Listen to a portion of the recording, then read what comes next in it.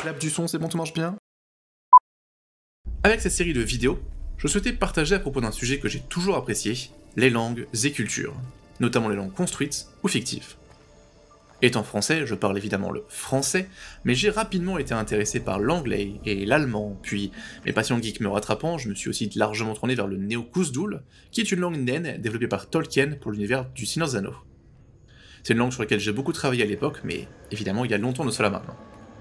J'ai aussi beaucoup planché sur les sciences Thargoïdes et Gardiens sur Elite Dangerous, les Triglavians, les Jovians sur Heavenline, et plus récemment, les Xi'an sur Star Citizen. Le coréen et le Lakota, Sioux, sont aussi deux cultures qui m'intéressent énormément, mais vous vous en doutez, le focus de la vidéo est sur Star Citizen et la culture Xi'an. Si c'est quelque chose qui vous intéresse, qui vous intrigue, que vous souhaitez en apprendre plus sur cette race alien de l'univers Star Citizen, alors vous êtes tombé au bon endroit. A savoir également, cette vidéo sera une one take, c'est-à-dire une seule prise de vue. Il se peut qu'à mon habitude je balbutie, que je dise des bêtises, que je me corrige.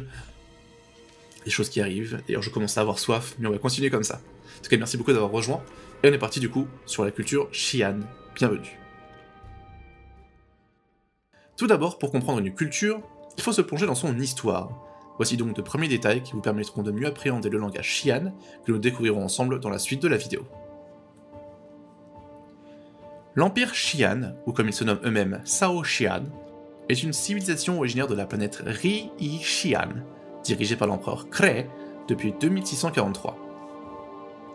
Il s'agit d'une race bipède de type reptiloïde, avec 4 doigts à chaque main, et ce sont les aliens les plus connus dans l'univers de Star Citizen, avec les Banu, les Vanduls et les Tevarins. Leur vie est rythmée, à différents cycles et rôles, qu'ils prennent au cours de leur très longue vie. On parle de 250 à 400 ans. À cause de cela, et de leur apparence semblable à certains reptiles de la Terre, ils sont parfois appelés les tortues, mais n'abordez pas ce sujet avec eux, car vous vous ferez allègrement insulter de Nyakchak, un connard. Mais bon, ce n'est pas nous les humains qui mangeons des mets décomposés, donc je dis ça, je dis rien. Leur histoire est marquée par divers conflits, internes et externes, et une gigantesque guerre civile nommée le Grand Fossé, The Great Divide, a mené les Xi'an à abandonner leur planète mère rendue inhabitable par les longues guerres. La fin de cette guerre a installé la nouvelle famille impériale sur le trône, et cela remonte à environ 2500 ans maintenant, c'est-à-dire quand l'humanité évolue tranquillement au 5e siècle. Enfin, tranquillement, on parle quand même de la chute de l'Empire romain de l'Ouest, les invasions huns, les tribus germaniques unifiées, ou bien même les tout débuts de la France avec l'avènement de Clovis en tant que roi des Francs et fondateur des Mérovingiens, mais là n'est pas le sujet. Revenons aux Xi'an. Ils contrôlent une douzaine de systèmes, comme les plus connus, Rila, Pallas, Elka, Tal ou encore le célèbre système Kaifa, qu'ils appellent plus communément Kaipa, mais davantage de systèmes pour être cachés dans des régions plus lointaines et plus sauvages. Ils ont un calendrier qui a commencé avec le premier âge impérial en 19668 avant l'ère commune, l'an 0, noté 1 en chiffre romain, puis .0, c'est-à-dire 1.0. La version 1.0. Ils sont actuellement au troisième âge impérial depuis 1457, donc 3.0. Actuellement, l'UEE, United Empire of Earth, l'Empire unifié de la Terre, est en Sei de 1954. Les Xi'an, quant à eux, sont à l'an 3.1169.5 environ actuellement. C'est fait. Les Xi'an fonctionnent sous un système de maisons, que l'on pourrait appeler, nous autres humains, des méga-corporations, gérées par des familles, une sorte de monarchie fédérale. Ces maisons, qu'on appelle Yiwa, remplacent les fonctions d'État et de société dans le cadre du gouvernement des Xi'an. Chaque maison est autorisée par l'empereur à remplir une fonction jugée vitale pour la prospérité mutuelle de l'Empire Xi'an. Pour les maisons les plus connues, on a Aopoa, en véhicule militaire, on a Gatak, Aotoan Gatak, en véhicule logistique, ou encore Toral, en armure et armes personnelles. Tous les Xi'an suivent le Litova, qui est le code éthique de la religion principale du peuple Xi'an. Le concept du Litova est centré sur le temps, plus précisément les causes à effet de toutes les actions dans le temps, aussi petites soient-elles. Le centre religieux est basé sur Reipuang, qui est une planète du système Kaifa dont on a parlé plus tôt. Bien que fervents religieux, ils ont un service militaire obligatoire de 15 ans et excellent en diplomatie.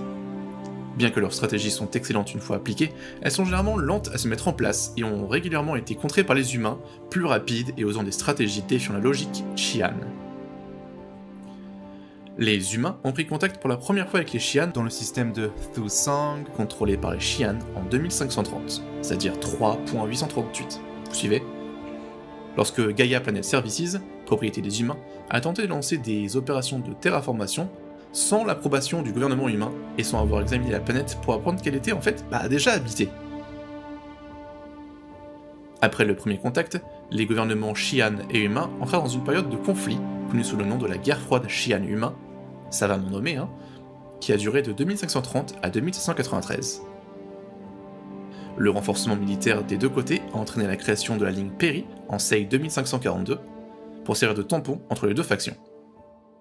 À son apogée, cette ligne Peri comprenait 8 systèmes planétaires avec des points de saut reliant Xi'an et territoire humain, et à la fin de la guerre froide, les systèmes de la ligne Peri ont été donc démilitarisés, divisés et annexés par l'UE et l'Empire Xi'an. La fin de la guerre froide, du coup, a entraîné une amélioration des relations entre les gouvernements humains et Xi'an, qui est plutôt pas mal en ce moment, ainsi que beaucoup de commerce et des échanges réguliers. Leurs technologies sont bien plus avancées que les humains.